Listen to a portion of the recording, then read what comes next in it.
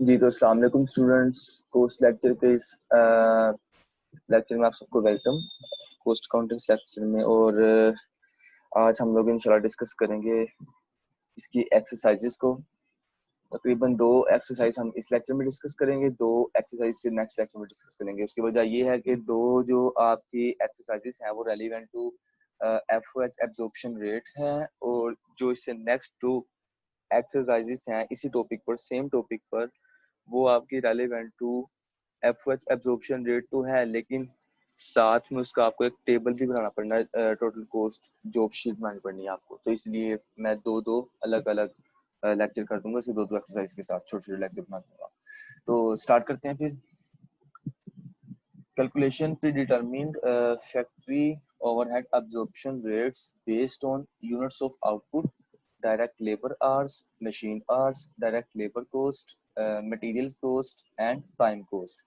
ये 6 तरह से आपने इसकी कॉस्ट फाइंड करनी है, और आपको इसके लिए फॉर्मूलाज वगैरह याद होने चाहिए। Necessary data are as under budgeted overhead में आपके 2 चीजें हैं, एक फिक्स्ड और एक वेरिएबल। फिक्स्ड आपका है 2 लाख और वेरिएबल आपका है 3 लाख, और इनको प्लस किया तो आपका हो गया 5 लाख। ऐसे आपका बजटेड यानी कि एस्टिमेटेड या बजटेड मटेरियल कॉस्ट आपकी 4 लाख है, लेबर कॉस्ट 2 लाख है, डायरेक्ट लेबर आवर्स 62,500 हैं, मशीन आवर्स 50,000 है, और यूनिट्स ऑफ आउटपुट आपके 1,25,000 है। तो स्टार्ट करते हैं, हम सोल्यूशन की तरफ बढ़ते हैं इसके। जी आपका 10-1 एक्सरसाइज और कैलकुलेशन ऑफ प्री डिटरमिन्ड, इनके पहले से डिटरमिन की जा सकती है आपकी एफओएच, वो एब्जॉर्प्शन रेट है as units of production output first आपका था। तो एस्टिमेटेड एफओएच जो आपकी है, एस्टिमेटेड आपकी निकलती है, याद रखिएगा, fixed FOH plus variable FOH, तो आपकी आ जाती है एस्टिमेटेड टोटल एफओएच, वो आपकी आ गई 5 लाख। उसके बाद आपने इसको डिवाइड करना है यूनिट्स ऑफ प्रोडक्शन, जो कि आपके 1,25,000 है, तो आपके आगे ₹4। ऐसे हम डायरेक्ट लेबर आवर्स बेस पर किया, तो एस्टिमेटेड एफएच 5 लाख है, डायरेक्ट लेबर आवर्स आपके 62,500 हैं, आपने इसको इस पर डिवाइड किया तो आपके आगे ₹8 पर आवर। ऐसे आपने मशीन आवर्स बेस पर किया, तो एस्टिमेटेड एफएच वही सेम आपका divide by estimated machine hours 5 lakh divided by 50,000, और आपका आ गया ₹10। और इसके बाद आपने इसके निकालनी है डायरेक्ट लेबर कॉस्ट बेस पर, तो estimated FOH divided by estimated direct labour cost multiplied by 100, क्योंकि कॉस्ट निकालनी है आपने मल्टीप्लाई 100 करना है, अगर आपने रेट निकालना है आपने डिवाइड करना है और मल्टीप्लाई 100 नहीं करना। तो 5 lakh divided by 2 lakh labour cost थी, तो मल्टीप्लाइड बाय 100, तो आपका आ गया 250%। डायरेक्ट मटेरियल कॉस्ट आपकी डिवाइड किया आपने सेम एस्टिमेटेड एफएच को डिवाइड किया आपने estimated direct labour material cost को, तो 5 lakh divided by 4 lakh multiplied by 100, आपका आ गया 125%। And the last one is prime cost. Prime cost आपकी एस्टिमेटेड एफएच हमेशा आपकी ऊपर आनी है, 5 lakh divided by estimated prime cost, जो कि आपकी प्राइम कॉस्ट निकलती है direct material plus direct labour. एक आपकी होती है प्राइम कॉस्ट और एक आपकी होती है कन्वर्टेड कॉस्ट। प्राइम कॉस्ट आपकी जो लाजमन एक चीज का जूस होता है, जो आप किसी प्रोडक्शन में लाजमन तौर पर लगानी पड़ती है, वो आपका है मटेरियल, और वो दूसरी आपकी है लेबर। इन दोनों का मजमू आपको बनता है प्राइम कॉस्ट। ये 2 आपके एलिमेंट्स ऐसे हैं जिनको लगाए बिना आपके प्रोडक्शन कंप्लीट हो ही नहीं सकती।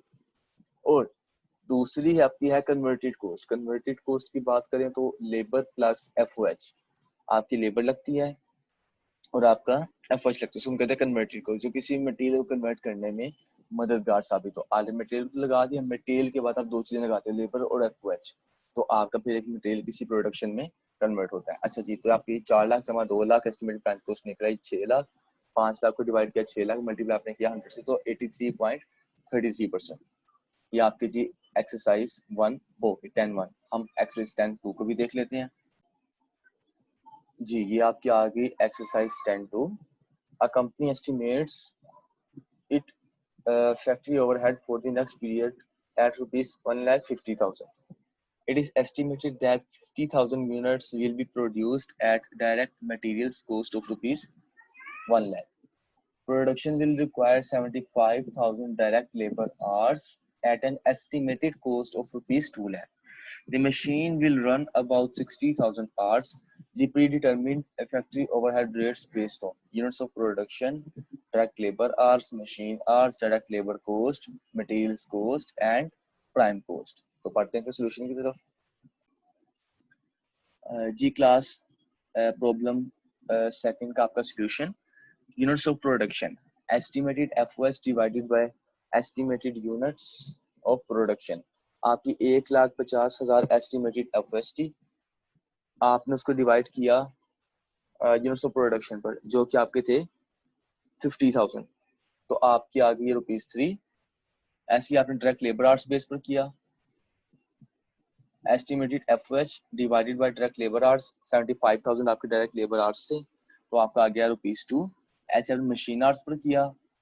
मशीन आवर्स आपके थे 60,000 तो आपका आ गया 2.5.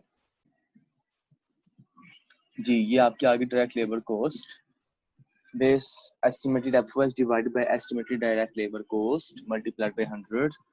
तो 1,50,000 divide by 2 lakh multiplied by 100 आपका 75% आ गया. जैसे आपने मटेरियल कॉस्ट को किया estimated FOS divide by estimated material cost multiplied by 100 आपका 1,50,000 divided by 1 lakh multiplied by 100 तो 150% आ गया.